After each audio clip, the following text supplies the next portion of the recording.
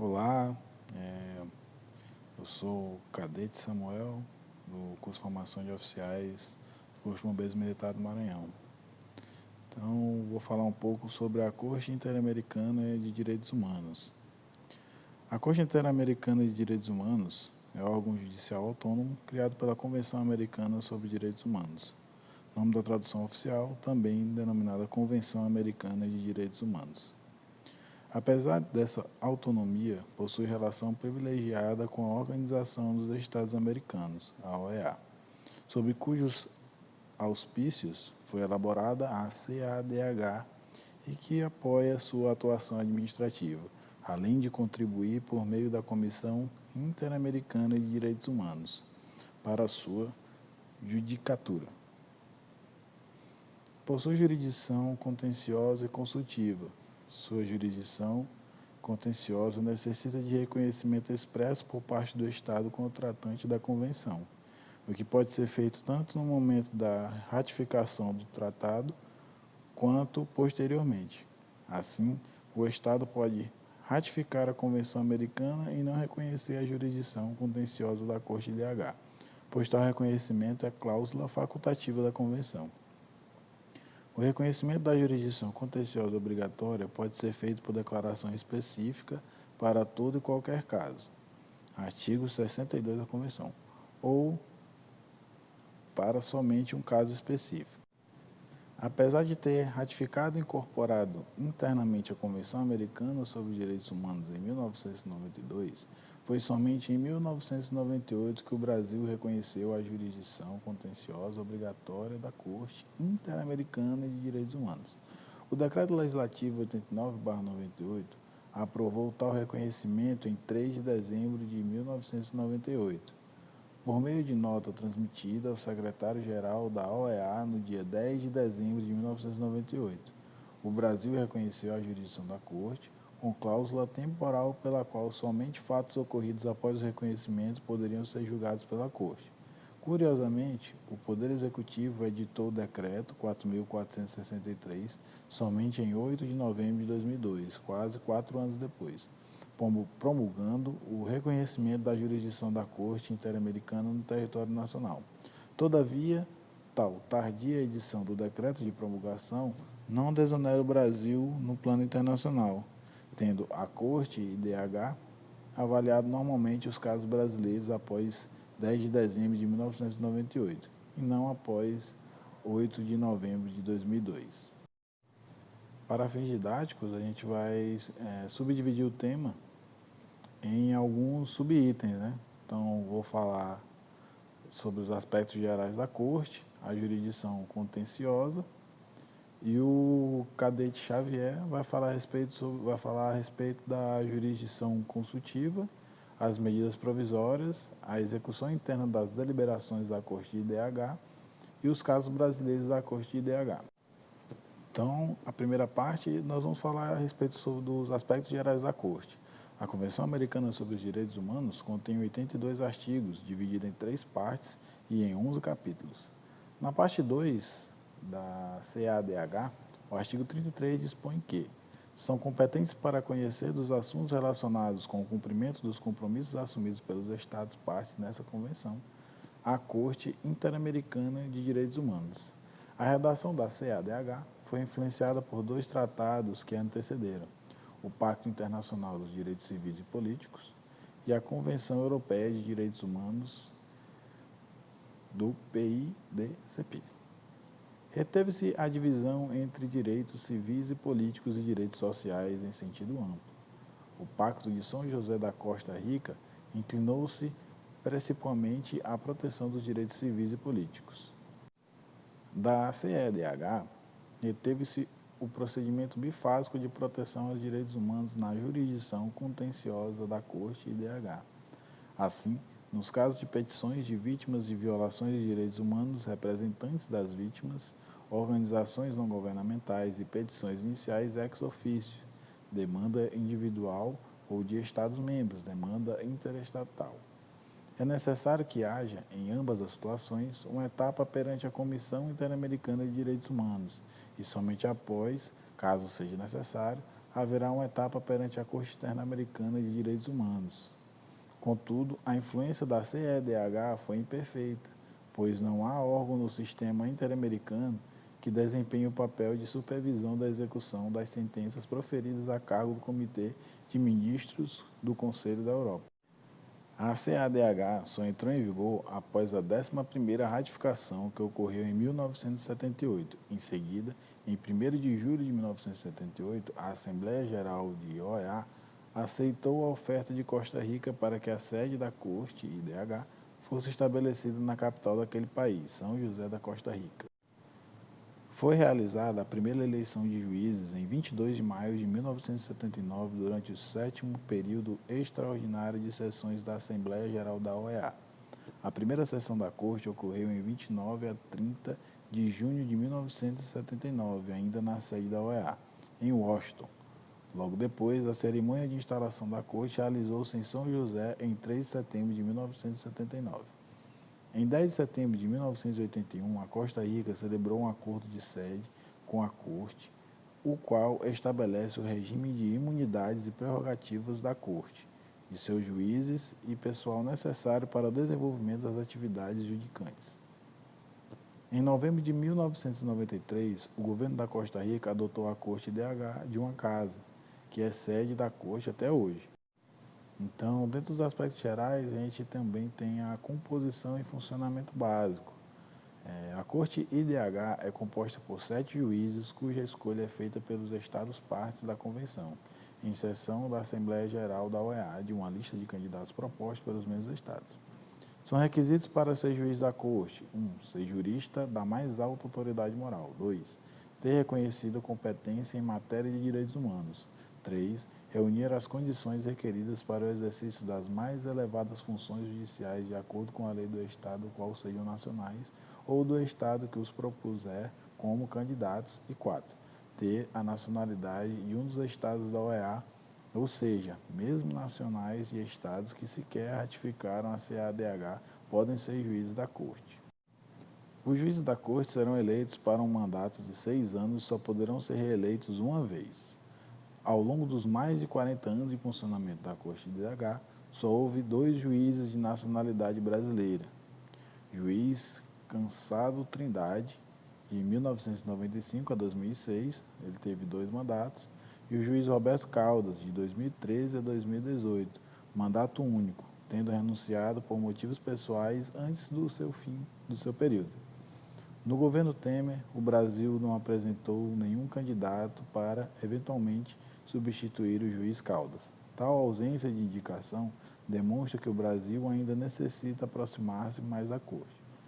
No final de 2020, o governo Bolsonaro indicou Rodrigo de Bittencourt Mudrovich para postular a função de juiz da Corte IDH, 2022 a 2028. Doutor em Direito Constitucional, formado pela USP, mestre em Direito, Estado e Constituição pela UNB. Além dos 7 juízes, determinado caso pode ter um juiz ad hoc na jurisdição contenciosa, caso o Estado réu não possua um juiz de sua nacionalidade em um exercício na Corte. A Corte IDH restringiu em 2009, por meio de opinião consultiva, a interpretação do artigo 55 da Convenção, que trata do juiz ad hoc, eliminando tal figura nas demandas iniciadas pela comissão a pedido de vítimas, ou seja, todas até o momento, e mantendo-o somente para as demandas originadas de comunicações interestatais. Também em 2009, na mesma opinião consultiva 20, a Corte restringiu a possibilidade do juiz que possua a mesma nacionalidade do Estado do réu atuar no caso. Somente o fará nas demandas interestatais, inexistentes até o momento. Nas demandas iniciadas pela comissão a pedido das vítimas, o juiz da nacionalidade do Estado réu deve se abster de participar do julgamento, tal qual ocorre com a comissão de nacionalidade do Estado em exame, que não pode participar das deliberações da comissão IDH. A Corte atua em sessões ordinárias e extraordinárias, uma vez que não é um tribunal permanente. Os períodos extraordinários de sessões deverão ser convocados pelo seu presidente ou por solicitação da maioria dos juízes. O quórum para as deliberações da Corte IDH é de 5 juízes. sendo que as decisões da Corte serão tomadas pela maioria dos juízes presentes. Em caso de empate, o presidente terá o voto de qualidade. Os idiomas oficiais da Corte são os da OEA, ou seja, o espanhol, o inglês, o português e o francês. Os idiomas de trabalho são escolhidos anualmente pela Corte. No trâmite de casos contenciosos, pode ser adotado o idioma do Estado réu. Sua sede, como visto, é em São José da Costa Rica, podendo a Corte realizar sessões em outros países para difundir o seu trabalho. Agora vamos falar a respeito da jurisdição contenciosa. A Corte Interamericana de Direitos Humanos, Corte DH, é competente para conhecer casos contenciosos quando o Estado demandado tenha formulado declaração unilateral de reconhecimento de sua jurisdição, que, então, não é condição obrigatória para que um Estado ratifique o CADH. O artigo 62 da Convenção Americana de Direitos Humanos estabelece que um Estado parte da Convenção deve aceitar expressamente a jurisdição obrigatória da Corte, por meio de declaração específica. A jurisdição da Corte para julgar pretensas violações em face do Pacto de São José foi admitida até o momento por 20 estados, inclusive o Brasil, entre os 23 contratantes do Pacto. Do México até a Argentina, a Corte DH exerce a jurisdição sobre 550 milhões de pessoas. Por outro lado, o artigo 61 da Convenção Americana de Direitos Humanos estabelece que somente estados partes e a Comissão podem processar estados perante a Corte Interamericana. Assim, os indivíduos dependem da Comissão ou de outro estado para que seus reclamos cheguem à Corte IDH. Trata-se de uma ação de responsabilidade internacional, na qual a legitimidade passiva é sempre do Estado. A Corte IDH não é um tribunal que julga pessoas. A respeito da jurisdição, agora vamos discorrer sobre a ação de responsabilidade internacional por violação de direitos humanos. Em 2009, o novo regulamento da Corte prevê que a ação perante a Corte será iniciada pelo envio de informe de comissão IDH, primeiro informe ou relatório 50, a qual não mais faz uma petição inicial própria. Antes dessa reforma de 2009, a comissão IDH elaborava a petição inicial e, após 2001, as vítimas, representantes das vítimas e organizações não governamentais eram agregadas ao processo internacional como assistentes do autor. A partir da entrada em vigor do novo regulamento e para as demandas apresentadas a partir de 1º de janeiro de 2010, as vítimas ou seus representantes são intimados a apresentar a petição inicial do processo internacional. Ademais, todas as etapas processuais, incluindo a petição inicial, são focadas nas vítimas, no Estado réu e, secundariamente, na comissão, caso ela mesma deseje. Inclusive, pode a vítima requerer diretamente à Corte IDH medida provisória no curso do processo. Assim, há direitos processuais da vítima, desde que, é claro, a comissão tenha provocado inicialmente a Corte. No caso de a comissão ainda não ter provocado a Corte, somente a própria comissão pode requerer medida provisória. Simbolicamente, com a reforma de 2009, a Corte tentou caracterizar a comissão não como uma autora, mas sim como órgão do sistema interamericano, verdadeiro custos legis, fiscal da lei. Simultaneamente, o regulamento não faz menção ao defensor interamericano, para representar legalmente as vítimas sem recursos, o que antes era feito pela comissão. Esses passos são importantes rumo à igualdade entre a vítima e o Estado, mas não dispensam a necessidade de profunda reforma do sistema da Convenção Americana. Com a eliminação do monopólio de facto da Comissão na proposição das ações de responsabilidade internacional por violação de direitos humanos perante a Corte de São José. Ainda sobre a jurisdição contenciosa, agora vamos falar sobre a fase postulatória e a quase extinta fase das exceções preliminares. O início do caso é feito mediante a apresentação do primeiro informe, relatório 50, pela comissão, após o encerramento do seu procedimento apuratório, sem que o Estado tenha acatado suas recomendações. O regulamento da Corte IDH, entretanto, exige determinado conteúdo do informe para que o caso possa ser examinado, como, por exemplo, cópia da totalidade do expediente ante a comissão, provas e indicação de peritos, bem como as pretensões, incluídas as que concernem às reparações. Os fatos expostos pela comissão determinam os limites objetivo e subjetivo do objeto do processo, Em geral, não podem ser agregados novos fatos ou novas vítimas. A exceção a essa restrição são novos fatos que se qualificam como supervenientes ou mesmo antecedentes, mas traduzidos por provas novas, desde que vinculados aos fatos já apresentados pela comissão. Assim, estamos em uma fase de transição, pois não cabe aos novos autores, às vítimas ou seus representantes, nem sequer fixar o objeto do processo, mas sim a comissão. Notificada a apresentação do caso à suposta vítima ou seus representantes, esses disporão de um prazo improrrogável de 2 meses, contado a partir do recebimento desse escrito e de seus anexos, para apresentar autonomamente à Corte seu escrito de petições, argumentos e provas, PAP, o qual equivale a uma petição inicial. A petição das vítimas deverá conter a descrição dos fatos dentro do marco fático estabelecido na apresentação do caso pela comissão. As provas oferecidas devidamente ordenadas, com indicação dos fatos e fundamentos jurídicos sobre os quais versam, a individualização dos declarantes e o objetivo de sua declaração. No caso dos peritos, deverão ademais remeter seu currículo e seus dados de contato, as pretensões, incluídas as que concernem a reparações e custas.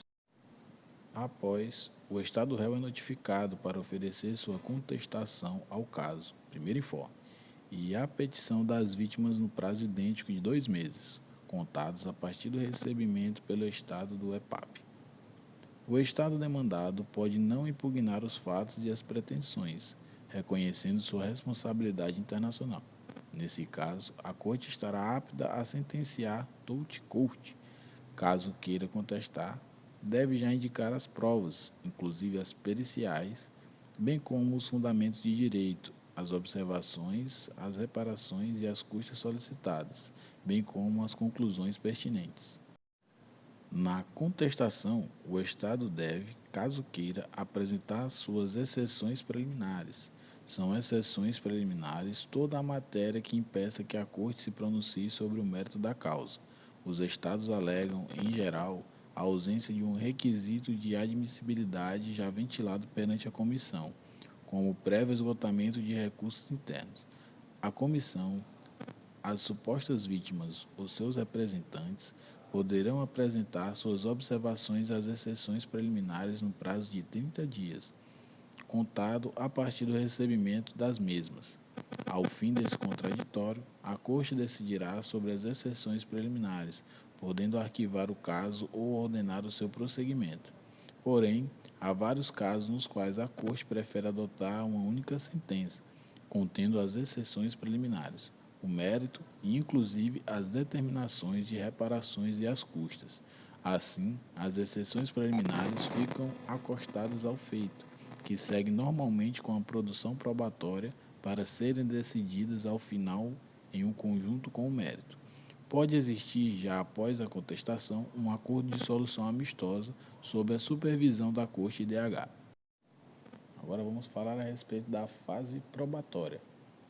O regulamento da Corte de 2009 é informado pelo princípio acusatório, dando relevo à atividade das partes materiais, vítimas ou representantes e estados, atuando também a Comissão IDH como custos leis. O procedimento é essencialmente oral, com determinações de audiências para a coleta dos depoimentos das vítimas, testemunhas e peritos. Inicialmente, as partes da comissão devem confirmar os declarantes e esclarecer quais prestações suas declarações na audiência ou ainda por affidavit. Corte determinar ex officio a produção de todo tipo de prova que entender útil e necessária, podendo inclusive encarregar um ou vários de seus membros da realização de qualquer medida de instrução, incluindo audiências, seja na sede da Corte ou fora desta. Sobre a apreciação das provas e ônus probatório, o Estado não pode ficar inerte, esperando que o autor prove todo o alegado. Quem alega, prova. Deve contribuir para ilidir a imputação apresentada. A fase probatória encerra-se com a apresentação de alegações finais escritas pelas vítimas ou seus representantes e o Estado demandado. Também a comissão poderá, se entender conveniente, apresentar observações finais. A abreviação do processo perante a Corte. O processo pode ser abreviado em 3 situações. Primeira situação, solução amistosa.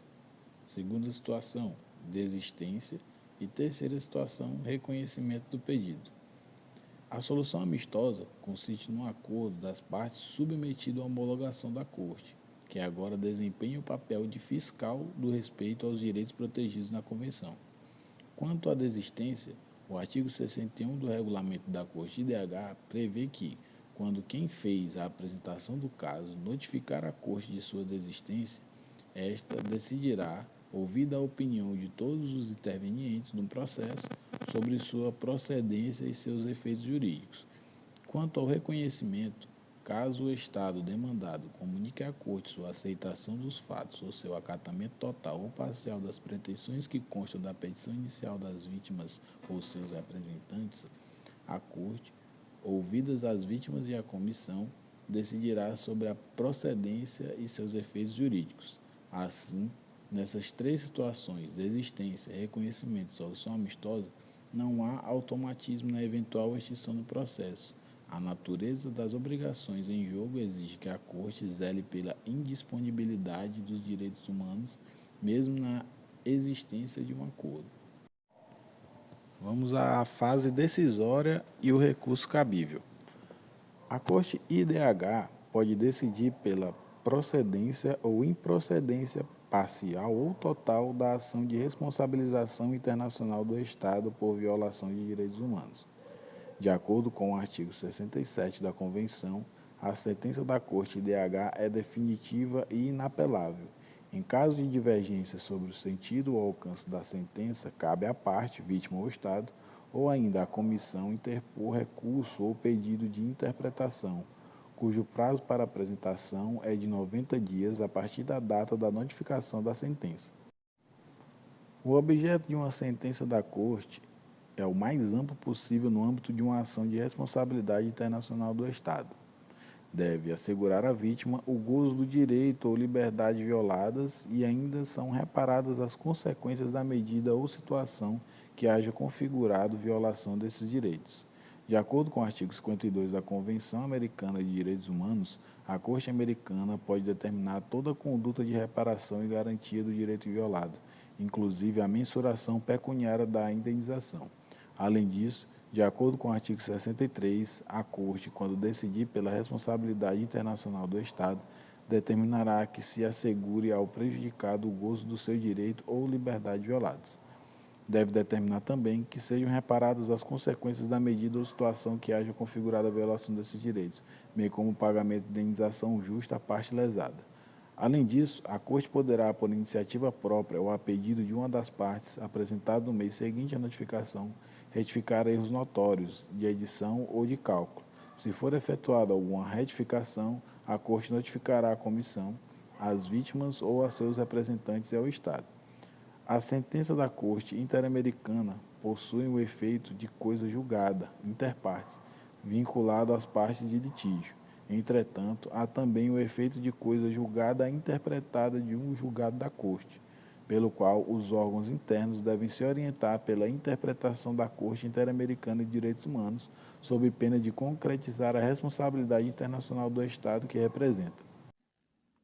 Bem, então, dando continuidade ao assunto sobre a Corte Interamericana de Direitos Humanos, eu irei abordar alguns assuntos, dentre eles a jurisdição consultiva, no subitem legitimidade ativa e espécies. A Corte Interamericana de Direitos Humanos pode emitir pareceres consultivos, também chamado de opiniões consultivas, sobre a interpretação da Convenção ou de outros tratados concernentes à proteção dos direitos humanos nos Estados americanos, mesmo os tratados universais, como o Pacto Internacional sobre Direitos Civis e Políticos, e etc., e sobre a compatibilidade entre qualquer lei interna e os mencionados instrumentos internacionais. Podem solicitar pareceres consultivos sobre a interpretação da Convenção e outros tratados de direitos humanos aplicáveis nos Estados americanos, Estados membros da OEA, Comissão Interamericana de Direitos Humanos, que possui pertinência universal, podendo pedir parecer sobre qualquer dispositivo da Convenção, qualquer tratado de direitos humanos incidente nos Estados americanos, outros órgãos da OEA com pertinência restrita a temas de direitos humanos de sua atuação. Por sua vez, a pedido de um Estado membro da organização, a Corte Interamericana de Direitos Humanos poderá emitir pareceres sobre a compatibilidade entre qualquer de suas leis internas e os mencionados instrumentos internacionais. Sobre a recusa em emitir a opinião consultiva, A Corte Interamericana de Direitos Humanos, ela já se recusou a emitir a opinião consultiva solicitada, pelos seguintes motivos. Em primeiro lugar, a solicitação ela não pode ser utilizada para encobrir um caso contencioso ou pretender obter prematuramente uma posição da Corte sobre tema que será provavelmente submetido na sistemática da jurisdição contenciosa. Em segundo lugar, a opinião solicitada não pode servir para obter um pronunciamento da Corte sobre tema já inserido em litígio, no âmbito interno, ou ser utilizado como instrumento no debate político nacional. Em terceiro lugar, não deve abarcar exclusivamente temas já apreciados pela Corte. Finalmente, em quarto lugar, não pode resolver questões de fato. No máximo, pode assinalar questões de fato para pontuar as dúvidas jurídicas. Já no que diz respeito às medidas provisórias, no que dispõe o artigo 63 da Convenção, que a Corte, nos casos sob sua apreciação, ela poderá tomar as medidas provisórias que considerar pertinentes para, em caso de extrema gravidade e urgência, evitar danos irreparáveis às pessoas. A melhor terminologia seria, naturalmente, medidas cautelares, cuja necessidade é evidente, pois em nada serviria o processo internacional se a Corte Interamericana de Direitos Humanos não pudesse proteger in limine as pessoas de danos irreparáveis. A Corte, nos casos sob sua análise, pode agir ex officio ou ainda por provocação das vítimas ou representantes. Como já explicitado, a vítima agora possui um direito processual de requerer diretamente à Corte as medidas provisórias cabíveis, tratando-se de casos ainda não submetidos à sua consideração. A Corte só poderá atuar por solicitação da Comissão. O Estado deve cumprir as medidas provisórias e informar periodicamente a Corte Interamericana de Direitos Humanos. A Corte incluirá em seu relatório anual à Assembleia Geral uma relação das medidas provisórias que tenha ordenado durante o período do relatório e, quando tais medidas não tenham sido devidamente executadas, formulará as recomendações que considere pertinentes. Bem, para finalizar minha fala, vou comentar um pouco a respeito da execução interna das deliberações da Corte Interamericana de Direitos Humanos. No caso de não cumprimento esponte própria das decisões da Corte Interamericana de Direitos Humanos, o artigo 65 da Convenção Americana de Direitos Humanos possibilita à Corte Interamericana de Direitos Humanos a inclusão dos casos em que o Estado não tenha dado cumprimento às suas sentenças no seu relatório anual à Assembleia Geral da OEA. Por outro lado, a Corte Interamericana de Direitos Humanos adotou o mecanismo de supervisão do cumprimento de suas deliberações. O Estado réu é obrigado a apresentar relatórios estatais, com a Corte abrindo oportunidade para as observações a esses relatórios por parte das vítimas ou de seus representantes. A comissão também ela pode apresentar observações ao relatório do Estado e às observações das vítimas ou de seus representantes. A Corte pode inclusive obter informação de outras fontes, ou até mesmo determinar a realização de perícias e relatórios que considere oportunos. Quando considere pertinente, a Corte poderá provocar o Estado e os representantes das vítimas a uma audiência para supervisar o cumprimento de suas decisões, ouvindo-se a comissão.